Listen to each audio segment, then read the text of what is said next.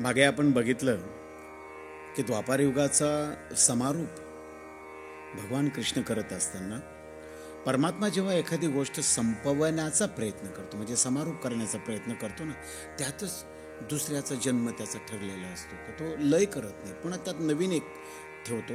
म्हणून अशा पद्धतीनं नाथ संप्रदायाचा विचार द्वापाराच्या अंतच्या वेळेस भगवान कृष्णाने जो केलेला होता, त्यानुसार हा सगळा विचार सगळीकडे प्रसवला जातो. सगळेजण आपापल्या जागेवर जातात आणि प्रत्येकाला जे जे अवतार कार्य करायला सांगितलेलं असतं त्या त्या पद्धतीनं अवतार घेण्याच्या अनुषंगाने जो तो आपापली वेळ आणि वाट बघत असतो. भगवान कृष्णांच्या आदेशानुसार ही गोष्ट होत असते. होतं काय की एक दिवस कैलासमध्ये पार्वती महादेवांना विचारते की तुम्ही अजन्म आहात, हे बरोबर आहे, मला वारंवार मरावं लागतं आणि जन्माला यावं लागतं, पण तुमचीच पत्नी होती. तुम्ही अजन्म आहात, मग मी अजन्म का होऊ शकत नाही? किंबहुना जीवाला अजन्म होण्यासाठी किंवा जीवाला जो मुमुक्षी जीव आहे त्याला मोक्ष प्राप्तीसाठी कुठलं असं साधन आहे ते कृपया तुम्ही ज्ञानी आहात, मला सांगा, मी तुमची धर्मपत्नी. महादेव विचार करतात का हिला वारंवार कुठलंही ज्ञान द्यायचा प्रयत्न केला तर ते नीटपणे ग्रहण करेल की नाही सांगते. म्हणजे जीवाची दशा शिव ओळखतो. जीवाला जर देण्याचं ठरवलं ना शिवाने म्हणजे परमात्म्याने, तर जीवाची कॅपॅसिटी तपासली जाते का याच्या बुद्धीमध्ये किती टाकलं म्हणजे याला ज्ञान प्राप्त होईल. आपण बघतो का सगळ्यांचा बुद्धिगुणांक सारखा नसण्याचं कारणही तेच आहे का सगळ्याच शाळेतल्या 11वीच्या विद्यार्थ्यांना 10वीच्या विद्यार्थ्यांना सारखेच मार्क पडत नाही, कमी जास्त पडतात. त्याचं कारण बुद्ध्यांक कमी जास्त आहेत. तसं पार्वतीच्या बाबतीत महादेव विचार करत असताना ते म्हटले की मी आता हिला काय द्यावं. तिने विचारलेला प्रश्न आहे तो चांगला आहे, बरोबर आहे. ती म्हटली का मला असं तुम्ही ज्ञान द्या का ज्यामुळं जगाचं कल्याण कशा पद्धतीने. महादेव म्हटले का अगं तू विचारलेला प्रश्न जगाच्या कल्याणासाठी, हे पण बरोबर आहे. तुझे विचारलं का मी नेहमी ध्यान धारणेमध्ये दंग असतो, व्यस्त असतो आणि मी कोणाचं ध्यान करतो ही तुला जाणून घेण्याची अपेक्षा तुझ्या मनात निर्माण झाली, हे पण बरोबर आहे. आता तुझ्या मनात निर्माण झालं की जे काही गूढ तत्व आहे, जे काही गूढ ज्ञान आहे, हे ज्ञान तुला मिळावं अशी तुझी इच्छा आहे की जे मला जे प्राप्त झालेत ते देण्यासाठी पार्वती मी सदैव तयार आहे, पण तुला त्यासाठी काही नियम पाळावे लागतील. ते म्हटलं सांगा ना मी काय करेन. जे काही अतिशय हे गूढ असं ज्ञान मी तुला जीवाच्या कल्याणाचं तुझ्या कल्याणाचं देणार आहे ते घेत असताना हे पार्वती तू एकाग्र असते पाहिजे. तुझं चित्त विचलित होता का म्हणे. इंद्रियांवर तुझं दमन असलं पाहिजे, इंद्रिय निग्रह असला पाहिजे. आणि महादेव सांगतात की जेव्हा आपलं ज्ञान प्रसवलं जातं ना, ज्ञान दिलं जातं, म्हणजे एखाद्या उंच आसनावर बसून जेव्हा तो ज्ञान देतो ना, ते ज्ञान खाली खाली जात असतं. महादेव हिमालयात असतात. महादेवाने पार्वतीला जे काही ज्ञान सांगितले का परमात्म्याचं स्वरूप काय आहेत हे जे काही सांगितलेले आहेत ना, त्याला रामकथा असं म्हटलं गेलं. ती प्रवाहित होत होत होत होत खाली खाली आली. तसं गूढ ज्ञानाचं तत्वज्ञान जेव्हा महादेव पार्वतीला सतीला देतात ना, तेव्हा ते सांगतात की जे काही मी तुला देतोय ना ते ग्रहण करण्यासाठी कर्णरंध्रामध्ये तुझी अतिशय एकाग्रता असली पाहिजे, तर ते तू घे. महादेव हे निमित्त करतात, परमात्मा निमित्त करतो. जीवाला सुद्धा मृत्यू जर येणार असला ना तर निमित्ताशिवाय जीव मरूच शकत नाही. त्या पद्धतीने महादेव निमित्त करतात की चला मला हिला द्यायचंय ना. पण हे देत असताना भगवान कृष्णाने कलियुगाचा सुरुवातीला आणि द्वापाराच्या समाप्तीच्या कालखंडामध्ये जे काही भाकीत केलेलं आहे त्या सगळ्यांनी पुन्हा एकदा जन्माला येऊन हा धर्म प्रसार करीत राहावा लागेल. तरच आपल्याला कलियुगातून आपल्याला सगळ्यांना जीवांना मुक्त करता येईल, जीवांना निर्भय करता येईल. त्यासाठी आता मला जो काही कवी अवतार घेणार आहे यमुनेच्या तीरावर मच्छीच्या गर्भात मला त्या कवीपर्यंत माझा संदेश पोचवायचा जर असेल तर पार्वती माझी निमित्त आहेत. म्हणून ते पार्वतीला सांगतात की हे सखे चल मी तुला गूढ ज्ञान देतो. पण कोणतंही ज्ञान गुरु कर्णाच्या माध्यमातून शिष्याला देत असताना ते त्रिकरणी होऊ नये, म्हणजे तिसऱ्याने ते श्रवण करू नये. म्हणून एकांतात जावं लागतं. दूरवर एकांतातच जावं लागेल. असा एकांत शोधत शोधत महादेव नंदीवर बसून अशी काही स्थळं कोणती आहेत का ज्या स्थळावर गेलं तर मी पार्वतीला अतिशय निर्धोकपणे का जिथं कोणी श्रवण करणार नाही अशा पद्धतीनं ज्ञानमाला देता येईल असं शोधत शोधत जात असताना त्या यमुनेच्या तीरावर महादेव त्या पार्वतीला घेऊन येतात आणि सांगतात की या ठिकाणी बसून मी तुला गुह्य ज्ञान देतो. हे जे गुह्य ज्ञान आहे, गुह्य ज्ञानाद्वारे जीवाचा उद्धार कसा केला जाईल, गुह्य ज्ञानाद्वारे सगळ्या जीवांना कल्याणाचे मार्ग कसे दिले जातील आणि गुह्य ज्ञानाद्वारे मोक्षाची प्राप्ती करण्याची साधनं कोणती आहेत, गुह्य ज्ञानाद्वारे परमात्म्याची भक्ती कशा प्रकारे करावी आणि परमात्म्याची जवळीक साधत असताना भक्ताची लक्षणं कोणती कोणती असावी, हे जे काही संपूर्ण ज्ञान आज आपण जी काही ग्रंथ रचना बघतो, वेगवेगळे ग्रंथ आणि साहित्य बघतो ना, याचा उद्गाता, याचा निर्माता किंवा हा विचार प्रसवणारा जर कोण असेल ना, तो सदाशिव आहे, महादेव आहे. महादेवापासूनच हे सगळं ज्ञान ओतप्रोत झालेलं आहे. कारण महादेव समाधी अवस्थेमध्ये जाऊन हे सगळ्या विश्वाचं नीटपणे चिंतन मंथन करतात आणि मग ते इतरांना देत असतात. ते आजपर्यंत आपल्यापर्यंत जे आलेले आहेत म्हणून कोणी असं म्हणू शकत नाही की हे माझं आहे. माऊलींनी सांगितले ना, व्यासोच्छिष्ट, व्यासांचं उष्ट आम्ही घेतोय, आमचं काहीच नाही याच्यामध्ये. तसं आज आमचं प्रत्येकाचं जे ज्ञान आहे हे सगळं वेद, वेदांग, उपनिषद आणि जे काही ग्रंथ आहेत त्या ग्रंथांच्या द्वारे आम्ही जे काही वाचन करतो, चिंतन करतो, मनन करतो, त्याचं निरूपण आम्ही आम्हाला असलेल्या ज्ञान असलेल्या मराठी भाषेतून किंवा ज्ञान असलेल्या कोणत्याही भाषेतून आम्ही ते श्रोत्यांपर्यंत प्रसवतो. म्हणजे आम्ही फक्त ते पोचवण्याचं काम करतो. हे ज्ञान महादेव तिला देण्यासाठी बसतात. शांतपणे तिला सांगतात की तू आता मांडी घाल. पार्वती महादेवांच्या वामंग बाजूला मांडी घालून बसते. महादेव तिला ध्यान करण्यासाठी सांगतात की डोळे बंद कर. जे काही नियम त्यावेळेस महादेवांनी सांगितले गूढ ज्ञान घेण्यासाठी, आज तेच नियम आमच्याकडं सगळीकडे लागू आहेत ना. शाळेमध्ये गेलेल्या विद्यार्थ्याला मास्तर सांगतोच ना, नीट लक्ष दे रे. मग तो कोणासाठी सांगतो? विद्यार्थ्याला सांगतो. लक्ष दे याचा अर्थ काय? तू एकाग्र. इंद्रिय दमनाचं आम्हाला शिक्षक आजही शिकवतात ना. म्हणजे लहान लेकरांना सुद्धा मुलं शिक्षक सांगतात ना, बाबा बाहेर गेल्यानंतर कुरकुरे खाऊ नको, चॉकलेट खाऊ नको, दात जातील. म्हणजे इंद्रिय निग्रह हा आम्हाला आमच्या ऋषीमुनींनी किंवा देवाधिकांनी जो महादेवांनी पार्वतीला जो इंद्रिय निग्रहाचा दिलेला संदेश होता ना, तो आजही आम्हाला लागू आहे. का तर आजची प्रजा वेगवेगळ्या रोगाने बाधित झालेली, का ते इंद्रियांवर नियंत्रण नाही ना. इंद्रिय निग्रह असता पाहिजे म्हणून पार्वतीला इंद्रिय निग्रहाचं सांगितलं जातं. इंद्रिय निग्रह म्हणजे एकांत मनाला अगदी एकाग्र करायचं. जी काही शरीरातली जी इंद्रिय अन्य मार्गाकडे जातात त्यांना कुठेही जाऊ द्यायचं नाही आणि त्यांना मुठीत आवळून पक्क महादेव जे सांगतात ते फक्त एकाग्रतेने श्रवण करायचं, ही धारणा ठेवली जाते. आणि महादेव तिला गुह्य ज्ञान सांगतात. हे गुह्य ज्ञान देत असताना एकाग्र अवस्थेमध्ये डोळे बंद करून अगदी स्वतःला अंतर्मुख झालेली पार्वती इतकी अंतर्मुख होते का तिला समाधी अवस्था प्राप्त होते. आणि महादेव आपलं ज्ञान द्यायला सुरुवात करतात. ज्ञान देत असताना हुंकार येत नाही पार्वतीचा. म्हणजे आपण जर बोलत असतो ना तर आपण म्हणत असतो ना, हं बरोबर आहे, पुढे आपण जसं सांगतो तसं पार्वतीचा हुंकार येत नाही. पण मच्छीच्या गर्भामध्ये कवी नारायणांना कळतं की महादेव पार्वतीला गुह्य ज्ञान द्यायला गेलेले, त्याने माझ्या अवताराची वेळ झालेली आहे. तिथून कवी नारायण निघतात आणि त्या मच्छीच्या उदरात जातात. आणि उदरात गेल्यानंतर त्यांना कळतं की महादेव इथं ज्ञान देऊन राहिले. किती नशिबान असेल लोक कवी नारायण. खरं म्हणजे आम्ही आमच्या आईच्या उदरामध्ये मागच्या प्रारब्धानुसार जन्माला जातो, पण आमची आई काय करत असते? आम्ही गर्भात गेल्यानंतर आई आमची धर्मग्रंथांचं वाचन करते का? आई आमच्या धर्ममचर धर्मासाठी आवश्यक असलेल्या गोष्टी करते का? आई त्या गर्भवाढीसाठी जो व्यायाम आवश्यक आहे तो व्यायाम करते का? जो आहार नियमित असावा, जो आहार त्रासदायक ठरणार नाही गर्भाला, तसा योग्य आहार आई घेते का?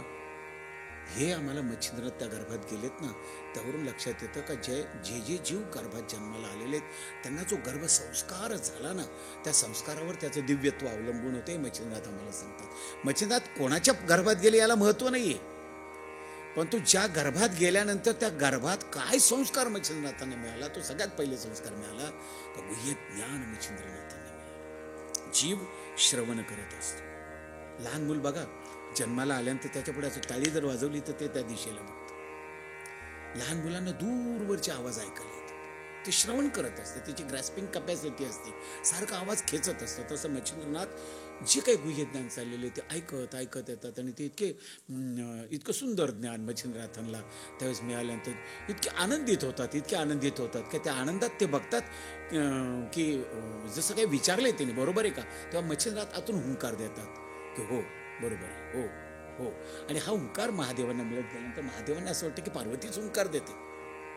पण गुह्य ज्ञान आटोपलं, सर्व गोष्टी आटोपल्यानंतर ज्यावेळेस महादेव बघतात की पार्वती अजूनही समाधी अवस्थेमध्ये आहे, तेव्हा महादेव विचारतात, हे सखे, मी तुला गुह्य ज्ञान देण्यासाठी या यमुनेच्या तीरावर आणलेलं होतं, तू तर समाधी अवस्थेत गेली. ते म्हटले, नाही मी ऐकलं. तेव्हा महादेव सहज तिची परीक्षा घेतात की तू काय ऐकलं नेमकं. त्यावेळेस गर्भात असलेले कवी नारायण सांगतात की देवादिदेव महादेव, आपण ज्या बैठकीत होतो, जो आदेश भगवान कृष्णांनी दिलेला होता त्यानुसार मी अवतार घेतलेला, आपल्या आदेशानुसार मी अवतार घेतलेला आहे.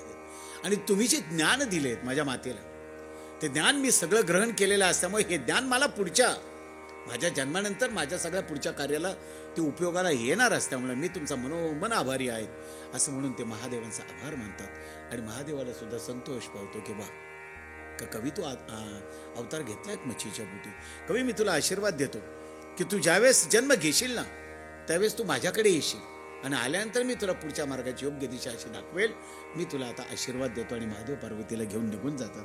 पार्वती जरी व्यथित झालेली असली का आपल्याला ऐकायला मिळालं का नाही समाधी अवस्था गेली, तरी महादेवांना आनंद झालेला असतो का जे कार्य भगवान कृष्णांनी सांगितले त्या कार्याची सुरुवात माझ्यापासून झाली, हा आनंद महादेवांना होतो. आणि एकीकडे ती मच्छी त्या यमुनेच्या पाण्यात जलाशयामध्ये फिरत असताना भव्य अशी मोठी जी मच्छी आहेत, त्या मच्छीला जे तिच्या उदरामध्ये जे अंड होतं, ते अंड ती मच्छी काही कालांतराने ते अंड जमिनीवर देते आणि मच्छी आपली प्रवासात पुण्या जलाशयाच्या निघून जाते. त्यावेळेस ते भव्य असं मोठं अंड, तिच्या आकाराच्या मानानं दिलेलं मोठं अंड बघितल्यानंतर कोणतंही पक्षी अथवा प्राणी एखाद्या भक्ष्यासाठी ज्यावेळेस नदी किनारे समुद्र किनारे फिरतात ना, तेव्हा त्यांना भक्ष्याची अपेक्षा असते. असे बगळे ज्यावेळेस तिथं उडत होते, त्या बगळ्यांनी बघितलं कसलं तरी अंड आहे म्हणून बगळे भक्ष्य आपल्याला मिळेल या भावनेनं तिथं जातात आणि त्या अंड्याला चोच मारतात. चोच मारून मारून बगळे ते अंड फोडतात आणि पर्यायानं अंड फुटल्यानंतर त्याच्या आतून एका बालकाचं रुदन ऐकायला येतं. बालक रडायला लागलं, त्याचं रुदन ऐकायला आल्याला बगळे उडून जातात. खरं हे काय, जे भक्ष्य म्हणून आम्ही खरं ग्रहण करायला हवं, इथं तर वेगळंच आहे म्हणून ते बगळे उडून जातात. आणि बगळे उडून गेल्यानंतर नेमकं काय होतं का त्या ठिकाणी आजूबाजूला जी काही मासे धरणारे कामी कोळी असतात, हे कोळी तिथं बघतात, अरे कसला तरी मुलगा आहे तर रडतोय, आवाज येतोय, म्हणून ते त्या मुलाजवळ जातात. आणि मुलाजवळ गेल्यानंतर तो कामिक जो कोळी आहे तो त्या बाळाकडे बघतो आणि त्या बाळाला असा उचलल्यानंतर त्याला असं वाटतं की ह्या अंड्यामध्ये हे बाळ कोणी आणून टाकलंय का काय, इथे अंड तर फुटलेले. आणि त्याला असं वाटतं की कोणाचं दुसऱ्याचं आहे का, आपण कसं काय घ्यावं. म्हणजे त्या काळामध्ये ही पद्धत होती का कोणाची वस्तू हात लावावी का न लावावी किंवा कोणाला विचारावं का न विचारावं, ही त्या काळातली परंपरा होती. त्या परंपरेला अनुरूप तो विचारतो की कोणाचं बाळ आहे. खूप हाका मारतो, कोणी उत्तर येत नाही. तेवढ्यात आकाशवाणी होणे म्हणजे काय नभोवाणी 19.3 किंवा 90.8 असे काही FM त्यावेळेस नव्हते. आकाशवाणी याचा अर्थ आतल्या हृदयाचा आवाज स्वतःला ऐकायला येणे, त्याला आकाशवाणी असं म्हणतात. जे कर्म आम्ही करतो ना, ते कर्म योग्य की अयोग्य आहे याचा जो आतून आवाज येतो ना, त्याला आकाशवाणी असं म्हटलं जातं. हे कर्म मी जे करतो, हे बाळ जे मी घेतलेले, हे योग्य आहे का अयोग्य आहे, त्यावेळेस त्याला आवाज येतो का हे कामिका, तू ज्याला घेतलेलं आहे हाताशी, तो कवी नारायण आहे, तो या मच्छीच्या उदरी जन्म घेणार होता, तू याचा सांभाळ कर. म्हणून तो त्या बाळाला घेऊन आपली पत्नी शरद्वता नाव जे तिचं आहे तिच्याकडे येतो. आणि त्या शरद्वतेला खरं तर म्हणजे त्या स्त्रीने त्या बाळाकडे बघितल्यानंतरच तिच्या मनामध्ये ममत्व येतं. म्हणजे पूर्वीच्या कोणत्याही स्त्रिया दुसऱ्याचं बाळ बघितलं तरी त्याच्यामध्ये ममत्व येत होतं. आताच्या स्त्रियांमध्ये ममत्व येतं का द्वेषमूलकता येते किंवा उगीच स्पर्धा येते, यांच्यापेक्षा माझं मूल हुशार आहे, त्यांच्यापेक्षा हा भाग गौण आहे. पण तो जो विषय होता त्या शरद्वता एक कोळी आहे, कामिक हा कोळी आहे. कोळी कुटुंबामध्ये हे बाळक आल्यानंतर, तेजपुंज बाळक आल्यानंतर त्याच्याबद्दलची ममत्वता वाढल्यामुळं तिला आनंद होतो. आणि आनंद झाल्यानंतर आपल्या इतर मुलांसोबत त्यालाही लहानचं मोठं करत करत करत नदीवर नेहमीसारखं लेकराला घेऊन जायचं. छोटे छोटे जाळे त्यांना पण द्यायचे. असे जाळे पाण्यात टाका, त्यात मासे ओढा आणि मग आपले एकत्रित करा. ते आपण बाजारात विकले की आपल्याला त्यापासून जे द्रव्य प्राप्त होणार आहे त्यानुसार आपला संसार चालणार आहे. हे लहान मुलांना व्यवहाराचं शिक्षण दिलं जायचं त्या उद्योग व्यवसायिकांकडनं त्या वेळच्या. तसं मच्छिंद्रनाथ जसं लहानचं मोठं झालं, मच्छीपासून झालं म्हणून त्याचं मच्छिंद्रनाथ असं नाव ठेवलं गेलं. आणि लहानसं मोठा होत असताना समुद्रावर त्या नदीवर जायचं, नदीवरचे मासे गोळा करायचे आणि मासे गोळा केल्यानंतर ते जमवलेले मासे विक्रीसाठी कामी घेऊन जायचा. हा सगळा प्रकार खूप दिवस चालल्यानंतर जवळपास 6-7 वर्षाचा झालेलं मच्छिंद्रनाथ विचार करायला लागला का, अरे मी कोणत्या कुळात जन्माला आलो? कोळी. माझं कर्म काय? मासे पकडणे. पण हे पकडलेले मासे जेव्हा मी जमिनीवर फेकतो ना, तेव्हा त्यांना पाण्याविना होणारी त्यांची तडफड मला बघवत नाही. जो जीव जिथं आहेत ना तिथंच पाण्यामध्ये विरघळलेला प्राणवायू घेऊन मासा जगत असतो. तो पाण्याच्या प्रवाहासोबत कधीच वाहत जात नाही, प्रवाहाच्या विरुद्ध वाहत जात असतो. त्याची ती जन्मता विचारधारा आहे. मासा आम्हाला खूप काही देऊन जातो ना. अरे तू जिथे जन्माला आला ना, ते जन्माला आला ना म्हणून लगेच तू संसार व्हायला सुरुवात करू नको ना. तू विचार कर, मी का जन्माला आलो, कुठून आलो, तिकडे असं निघणं उलट्या दिशेला, म्हणजे तुला कळेल नेमकं काय.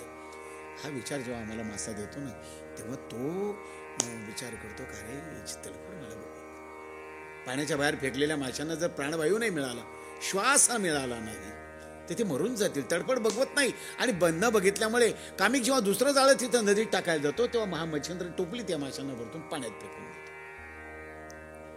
जमलेले मासे एवढे गेले कुठं म्हणून जेव्हा कामिक विचारतो, का रे जमवलेले मासे एवढे होते गेले कुठं? तो म्हणे, बाबा मला यांची तडफड बघवली नाही हो.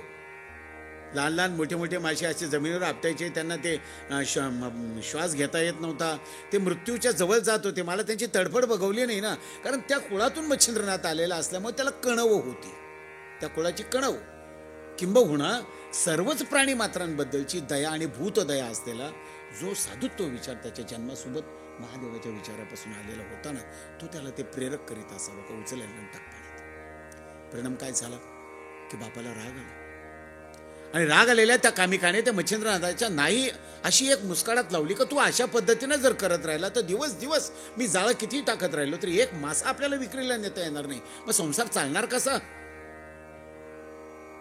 आणि त्याला खूप काही बोलल्यामुळे मच्छिंद्रनाथ आपले शांतपणे, वडिलांची चूक नाही माझी चूक आहे असं समजून शांतपणे उभे असलेल्या मच्छिंद्रनाथ काही वेळाने विचार करतो का, जर मी इथे हे करत राहिलो आणि चांगलं काम करत असताना माझ्या विचाराने हे चांगलं काम, पण कुटुंबाच्या विचाराने ते वाईटच काम होतं, वडिलांनी मला याबाबत मारलेलं आहे, मग मी इथं थांबावं का. म्हणून मच्छिंद्रनाथ तिथून निघतो आणि बद्रिकावनाकडे पळतच निघतो. पळत चाललेला मच्छिंद्रनाथ हा बद्रिकावनाकडे सतत पळायला लागतो. आणि त्यावेळेस महादेवांच्या मनामध्ये आनंद येतो. जसजसा तो हिमालयाच्या दिशेने मच्छिंद्रनाथ पळायला लागतो, जसजसा हिमालयाच्या दिशेने एक तरुण मुलगा पळत येताना महादेव आपल्या ध्यान अवस्थेमध्ये बघतात, तेव्हा महादेवांना प्रचंड आनंद होतो का आता खऱ्या अर्थानं ज्या कारणासाठी परमात्म्यानं अवतार कार्य सुरू केलेलं आहे त्याची ही दिशा, त्याची ही सुरुवात, आता ही सुरुवात होते, याचा आनंद होतो. हा धर्म आता पुन्हा प्रसार कार्याला लागणार याचा आनंद महादेवांना होतो. आणि समाधी अवस्थेमध्ये ते लक्ष देत असतानाच हे तरुण अवस्थेतलं अगदी युवा बाल्य अवस्थेतले मच्छिंद्रनाथ पळत पळत पळत बद्रिकाश्रमाकडे जातात. त्यांच्या मनामध्ये स्वतःबद्दलची घृणा असते का मी काय केलंय, मी ज्या कारणासाठी जन्माला आलोय तो जन्म हा आहे का, म्हणून हा जन्म नाही आहेत. म्हणून त्या ठिकाणी ते जातात आणि तिथे गेल्यानंतर एकांत असलेल्या बद्रिकाश्रमाच्या एका वनामध्ये वातावरणामध्ये बसतात आणि भगवंताचं ध्यान धारणा करतात का प्रभू मी जे जन्माला आलो, ज्या कारणाने जन्माला आलेलो आहे, मी जरी लहान असलो, मला जरी फारसं कळत नसलं, पण एक गोष्ट मला कळते की जीवाच्या जाणीवा लक्षात घेऊन जीवाला जीवदान देण्याचं काम जर मी करत होतो तरी मला ही शिक्षा प्राप्त झालेली असेल, भूत दयावादी विचार माझ्याकडे असताना जरी मला ही शिक्षा प्राप्त झालेली असेल, तर मी आता याच ठिकाणी तुझं नामस्मरण करेल, मी आता पुन्हा घरी जाणार नाही. म्हणून बद्रिकाश्रमी मच्छिंद्रनाथ तपश्चर्या करतात. 12 वर्ष मच्छिंद्रनाथ त्या ठिकाणी तपश्चर्या करतात. एक तरुण मुलगा आहे हो, 6-7 वर्षाचा मुलगा, 5-6 वर्षाचा मुलगा. आजचा 5-6 वर्षाचा मुलगा मोबाईलमध्ये प्रचंड तपश्चर्या करेल, म्हणजे शहाण्याला समजून देणार नाही, इतके पटापट बोटं सरकून त्याचे सगळे फीचर्स बदलेल. पण त्यावेळेचे मच्छिंद्रनाथांची ध्यानधारणा जी होती ती परमात्म्याकडे जी ओढ लागलेली होती त्या ओढीसाठी तपश्चर्या करतात. आणि ही तपश्चर्या करत असताना मच्छिंद्रनाथांना या गोष्टीचा आनंद होतो की ज्या परिसरामध्ये मी आहे त्या परिसरामध्ये एकदम प्रसन्न असं वातावरण, आणि अशा वातावरणामध्ये स्वतःच्या अगदी कोवळ्या वयाचं शरीराची झीज, केवळ तिथे तपश्चर्या करत असताना शरीराची भूक भागवण्यासाठी वनस्पती किंवा तिथलं फलाहार करणे, तिथं असलेल्या वायूचं भक्षण करणे, तिथं असलेल्या जलाचं भक्षण करणे आणि सातत्यानं भगवंताचं नामस्मरण करणे, हा एकच उपक्रम मच्छिंद्रनाथांनी 12 वर्ष केला. हा विचार आम्हाला नवनाथ भक्तिसाराचा पहिला अध्याय देतो. आणि मग हा पहिला अध्याय वाचल्यानंतर त्याचा जो लेखक आहे मालू नरहरी वंशातले धुंडीसूत, तो काय त्याचा कन्क्लुजन काय काढतात, किंवा हा अध्याय वाचल्याने काय होईल. खरं तर हा श्रद्धा अंधश्रद्धेकडे जाणारा विषय. हा अध्याय वाचल्याने ते सांगतात की तुम्हाला जी संबंध बाधा झालेली असते ती नाहीशी होईल. आता ही संबंध बाधा म्हणजे काय आम्हाला काही कळालं नाही. संबंध बाधा होणे म्हणजे काय, आमच्या मेंदूवर दुसऱ्याने नियंत्रण करणे आणि आम्हाला त्याच्या सोयीनुसार वागायला लावणे, याला संबंध बाधा असं म्हणतात. मग मच्छिंद्रनाथाच्या मेंदूवर त्याच्या पित्याचं नियंत्रण होतं का, या पद्धतीनं तुला करावं लागेल. हे तू करत नसला तर तुला इथं राहण्याचा अधिकार नाही म्हणून ताडण केलं जातं. आणि हे त्याचं नियंत्रण सोडून मच्छिंद्रनाथ जेव्हा बद्रीनाथाला तपश्चर्याला जातात ना, आपलं मेंदूवरचं नियंत्रण केव्हा तुटतं, दुसरा आपल्याला जेव्हा हलवायला चालवायला लागतो, त्याच्या बटनावर हलवायला लागतो ना, हे केव्हा केलं जातं का, जेव्हा स्वतःमध्ये आपल्याला स्वतःचं काहीतरी कर्तृत्व कार्य करण्याची धमक स्वतःमध्ये तयार होते ना, त्यावेळेस तो इतरांचा गुलाम होत नाही. आणि तो इतरांचा गुलाम न होता स्वतःच्या कर्तृत्वावर उभा राहणे, याला म्हणतात संबंध बाधा नाहीशी करणे.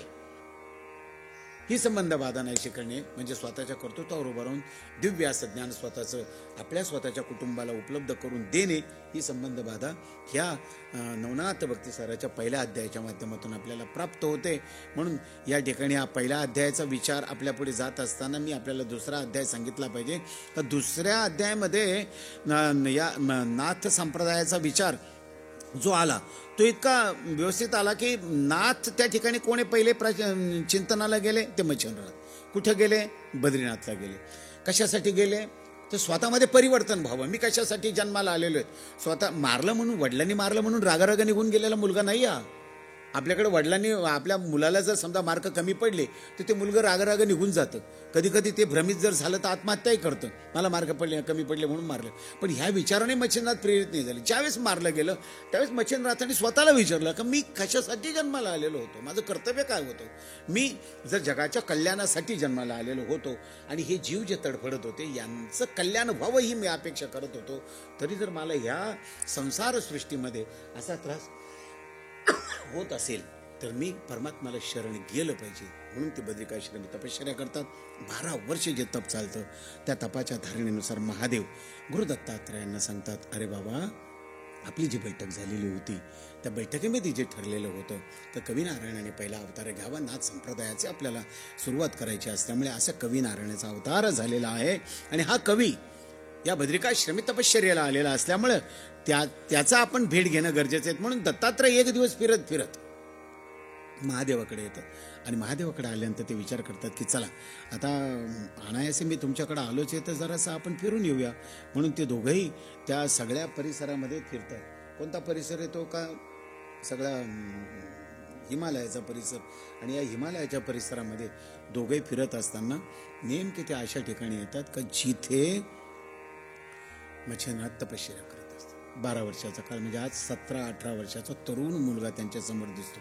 कृश झालेला आहे पण ध्यानधारणा करतोय. काय ध्यानधार करतोय का श्रीकृष्ण गोविंद हरे मुरारे हे नाथ नारायण वासुदेव, किंवा जी काही त्याला जो मंत्र प्राप्त झालेला होता. कुठलाही गुरु नसताना भगवंताचं काय नाव घ्यावं, तर आम्हाला जसं आमचे संत सांगतात ना की म्हण रामकृष्ण हरी, म्हण विठ्ठल विठ्ठल विठ्ठल, तसं आम्हाला जे सोयीचं वाटतं ते आम्ही नाव घेतो. तसं ओम नमो भगवते वासुदेवाय किंवा श्रीकृष्ण गोविंद हरे मुरारे असं जप करत करत त्या ठिकाणी मच्छिंद्रनाथ 12 वर्ष तपश्चर्या करत असताना दत्तात्रय म्हणतात, अरे हा कुणीतरी या ठिकाणी तपश्चर्या करतोय. महादेव सांगतात की जा जरा त्याला बघून ये. म्हणून दत्तात्रय तिथे जाताना विचारतात, अरे बाबा हे तू घोर तप का करतोयस. तेव्हा मच्छिंद्र घोर तप का करतोयस, जरा डोळे उघड. थकलेला कृष्य झालेला मच्छिंद्र हळूच डोळे उघडतात, किलकिले करून बघतात तर समोर प्रसन्न असं दत्तात्रयांची मूर्ती दिसते. दत्तात्रयांना बघितल्यानंतर मच्छिंद्रनाथाला इतक्या डोळ्यामधूनच ती शक्ती प्राप्त होती, इतका आनंद होतो का ते म्हणतात, प्रभू मी आपल्याला ओळखलं नाही, मी अशा जंगलामध्ये तपश्चर्या करतोय का आतापर्यंत 12 वर्षात मला एकही मनुष्य दिसला नाही या जंगलामध्ये, आणि अचानक तुम्ही, म्हणजे तुम्ही कोण आहेत, मला अगोदर ओळख दिली पाहिजे. ते सांगतात की मी अत्रि अनुसयानंदन दत्तात्रेय, मी तुझी तपश्चर्या बघितली तर खास तुला भेटण्यासाठी आलो. महादेवांनी मला सांगितलं आणि म्हणून आम्ही तुला भेटण्यासाठी आलेलो आहेत. आणि दत्तात्रेय त्याच्या मस्तकावर हात ठेवतात. हात ठेवल्या ठेवल्या एखाद्या महात्म्याची विभूती, त्याचं चैतन्य ज्यावेळेस त्याच्या तपश्चर्याच्या नामस्मरणाच्या माध्यमातून जेव्हा त्याच्या शरीरामध्ये तेजोवलय तयार होतात ना, असा महात्मा जेव्हा आमच्या मस्तकावर हात ठेवतो ना, तेव्हा ती तेजोवलय आमच्या ब्रह्मरंध्रात येतात आणि ब्रह्मरंध्रामधून सगळ्या शरीरामध्ये फिरत असताना आम्ही कोणीतरी एक अलौकिक व्यक्ती आहोत, आम्ही कोण आहोत याचा भास होतो. आणि भास झाल्यानंतर आमचा अहंकार गळून पडतो. अहंकार गळून पडला की आम्ही आहे त्या व्यक्तीला शरण जातो. म्हणून मच्छिंद्रनाथ दत्तात्रयांना शरण जातात आणि शरण गेल्यानंतर दत्तात्रय सांगतात की अरे बाबा, मीच इथे एकटा आलेलो नाही, तर इथं महादेव आलेले आहेत. म्हणून महादेव सांगतात दत्तात्रयांना की आता यांच्यासाठी तुम्ही जे आहे दीक्षा द्यायची ती त्या पद्धतीने यांना दीक्षा द्या. म्हणून दत्तात्रय त्यांना दीक्षा देतात, त्यांना वेदांचं सिद्धींचं ज्ञान देतात, मंत्रांचं बीज महादेव देतात, वेदांचं आणि सिद्धींचं ज्ञान देत. आणि दत्तात्रय त्यांना नाथ संप्रदायाची संज्ञा देतात. नाथ संज्ञा देत असताना त्यांना एखादा पंथ ओळखू येण्यासाठी, जसं आखाड्यांमधला साधूंचा सगळा जथ्था ओळखण्यासाठी विशिष्ट ध्वजाची निर्मिती केलेली असते, तसा एखादा पंथ ओळखण्यासाठी विशिष्ट आचारसंहितेनुसार त्याची वेशभूषा निश्चित केलेली असते. म्हणून शैली, शृंगी, कंथा, झोळी, कुबडी, फावडी, चिमटा हे जे काही आयुध, अशा पद्धतीचे आयुध दत्तात्रयांनी मच्छिंद्रनाथांना दिले. त्यांना सनाथ केलं. नाथ असताना सनाथ केलं, म्हणजे गुरु झाले. आणि एकदा का तपश्चर्येनंतर आपल्याला गुरु प्राप्त होतो ना, या गुरुमुळे आपल्याला हे सगळं ज्ञान प्राप्त होतं. असे ज्ञान प्राप्त झालेले मच्छिंद्रनाथ दत्तात्रय सांगतात की बाबा, तू 12 वर्ष तपश्चर्या केलेली आहे, तुला गुरु प्राप्त झालेत, गुरुकडनं ज्ञान प्राप्त झालेत, महादेवांचा तुला आशीर्वाद प्राप्त झालेत. यानंतर आता तू जे काही करणार आहेस त्यासाठी देवतांचे आशीर्वाद घे आणि तीर्थाटन कर. म्हणून तुला दक्षिणेकडे जावे लागेल. आणि दक्षिणेकडे गेल्यानंतर त्या ठिकाणी तुला भगवतीचं सप्तशृंग नावाचा पर्वत आहे, तिथे असलेल्या भगवतीचं तुला आशीर्वाद घ्यावे लागतील. म्हणून मच्छिंद्रनाथ प्रवास करत करत बद्री करून सप्तशृंगाला येतात. तिथं असलेल्या भगवतीचं दर्शन घेतात, तिचं स्तवन करतात, तिची स्तुती करतात. ती प्रसन्न होते आणि सांगते, मच्छिंद्रनाथ सांगतात की भगवती, मी दत्तात्रयांचा अत्रि अनुसयानंदन दत्तात्रयांचा शिष्य मच्छिंद्र आहे. महादेवांचा मी आशीर्वाद घेतलेला आहे आणि त्यांच्या आशीर्वादाने मी तुझ्याकडे आलेलो आहे. फक्त एक की मी जे काही साबरी कवित्व करणार आहे, मला स्वतःला जे काही साबरी कवित्व करावं वाटतं, त्या कवित्वाला तुझ्याकडनं आशीर्वाद प्राप्त व्हावा म्हणून मी तुला मार्गदर्शन घेण्यासाठी आले. म्हणून देवी सांगते का बाबा, तू अतिशय चांगलं कार्य या जगामध्ये करण्याचा निर्णय घेतलेला असल्यामुळे मी तुला सांगते का हे करण्यासाठी तुला अगोदर इथून ब्रह्मगिरी पर्वताच्या जवळ अंजन पर्वत आहेत आणि अंजन पर्वताच्या समोर हत्तीच्या पावलाचे आकाराचे शतकुंड आहेत. तुला या शतकुंडात जावं लागेल. त्या शतकुंडात गेलं की तिथे एक एक ही वनस्पतीची वेल टाकावी लागेल. आणि ही वेल त्या ठिकाणी टाकली तर ज्या कुंडामध्ये ती वेल जिवंत होईल, म्हणजे प्रसन्न होईल, परत होईल, ती वेल जी आहेत ती एकदा तिथं तयार झाली, पांढरीची वेल, का ती वेल काढायची, त्या कुंडातलं स्नान करायचं. आणि कदाचित हे दिव्य जल स्नान केल्यानंतर तुला कदाचित चक्कर येण्याची शक्यता आहे किंवा तू कदाचित बेशुद्ध होण्याची शक्यता आहे. तर 12 सूर्यांचं, ओम आदित्याय नमः, ओम सूर्याय नमः, ओम भार्गवे नमः, असं 12 सूर्याच्या नावांचा तू जप कर. म्हणजे त्यानुसार तू पुन्हा या बेवशीतून दुरुस्त होशील. आणि इथपर्यंत आला की समोर मार्कंड पर्वत आहेत, मी तुला मार्कंड पर्वतावर घेऊन जाते. अशा पद्धतीने ते प्रवास करत करत करत मच्छिंद्रनाथ दररोज यायचे. ब्रह्मगिरीच्या अंजन पर्वताच्या समोर असलेल्या हत्तीच्या पावला एवढ्या असलेल्या त्या कुंडामध्ये पाणी टाकायचे, तिथं वेळ टाकायची, ती वेळ जिवंत व्हायची, तिथं स्नान करायचे. बेहोश झाले की सूर्याचं नामस्मरण करायचं. ते जल घेऊन ते भगवतीकडे आले की भगवती मार्कंड पर्वतावर असलेल्या नागाश्वत्थ वृक्षाजवळ घेऊन जायची. आणि दिव्य असलेला नागाश्वत्थ वृक्ष फक्त भगवतीच्या केवळ द्वारेच मच्छिंद्रनाथाला तो प्रत्यक्षात दिसायचा. ज्या नागाश्वत्थ वृक्षावर काय होतं, सर्व देवता त्या नागाश्वत्थ वृक्षावर होत्या. 52 बीर होते, 12 मातृकांसह सर्व देवता त्याच्या वेगवेगळ्या फांद्यांवर होत्या. आणि अशा ठिकाणचं पाणी देवीने सांगितलं का तू नागाश्वत वृक्षावर टाक की एक देवता खाली यायची, मच्छिंद्रनाथाला आशीर्वाद द्यायची. तू जी काही हे केलेलं आहे साबरी कवित्व, त्याला मी प्रसन्न, जिथे जिथे म्हणून माझ्या नावाचा उल्लेख होईल तिथे तिथे येऊन मी तुला त्या ठिकाणी आशीर्वाद आणि शक्ती प्रदान करेल. असे मच्छिंद्रनाथ सगळे देवता प्रसन्न करण्यासाठी सतत निघाले सप्तशृंग गडावून की ब्रह्मगिरी अंजन पर्वत. अंजन पर्वतातून निघाले का ब्रह्मगिरी सप्तशृंग. एवढा त्रास मच्छिंद्रनाथांनी घेतला. आणि हा त्रास घेतल्यानंतर मच्छिंद्रनाथांना सर्व देवता नाग अश्वत्थ वृक्षावरच्या मर्कंड पर्वतावरच्या सगळ्या देवतांनी आशीर्वाद दिले. आणि आशीर्वाद भगवतीचं त्या ठिकाणी काही दिवस मच्छिंद्रनाथ थांबतात. आणि तिथून भगवतीचा आशीर्वाद घेऊन मच्छिंद्रनाथ प्रवासाला निघाले असताना पश्चिम बंगालच्या दिशेने प्रवास करत असताना एका गावामध्ये येतात. आणि एका गावात आल्यानंतर त्या ठिकाणी मच्छिंद्रनाथ बघतात की अरे आपली आता माधुकरीची वेळ झाली. साधू दुपारच्या वेळेस माधुकरी मागतो. माध्यान्ही सूर्य आला की साधूने माधुकरी मागायची आणि भोजन करायची पद्धत असते. म्हणून कुडाळ गावची त्या ठिकाणी आल्यानंतर मच्छिंद्रनाथ त्या एका गावी आल्यानंतर तिथं हाक मारतात. आणि हाक मारतात सांगतात की आदेश अलक निरंजन, हे माई मला भिक्षा दे. म्हणून ते भिक्षा मागतात. आणि भिक्षा देण्यासाठी जेव्हा ती माय माऊली बाहेर येते ना, तेव्हा बहुतेक कोणी चैतन्यमय साधू आपल्या अंगणात उभा आहे. तिच्या मनामध्ये प्रश्न असतो, कारण इतका जर समृद्ध चैतन्यमय साधू माझ्या अंगणात आलेला असेल तर माझ्या मनातला प्रश्न, माझी जी अपेक्षा हा साधू पूर्ण करेल. म्हणून ती सांगते की महात्मा, तुम्ही माझ्या अंगणात आलात, खूप आनंद वाटला मला. माझ्या पोटी मुलबाळ आहे, मी तुम्हाला भिक्षा देतेच, पण तुमच्या आशीर्वादाने जर माझ्या कुटुंबामध्ये आनंद झाला तर खूप बरं वाटेल. म्हणून मच्छिंद्रनाथ त्या सरस्वतीबाईकडे बघतात आणि सांगतात की हे माय, ठीक आहे, तुला पुत्र प्राप्त होईलच, तुझ्या नशिबामध्ये पुत्र आहेस, ती देण्याची व्यवस्था करतो. म्हणून आदेश अलग निरंजन म्हणतात. आणि त्या सरस्वतीबाईच्या हातात ते भस्म देतात. सांगतात की हे माई, हे भस्म तू ग्रहण कर. हे भस्म तू ग्रहण केल्यानंतर तुला जो दैदिप्यमान पुत्र तयार होईल ना, तो धर्मचर असेल, धर्माचं अतिशय उंच असं काम केल्याशिवाय राहणार नाही, असा आशीर्वाद देऊन मच्छिंद्रनाथ पुढच्या प्रवासाला जातात.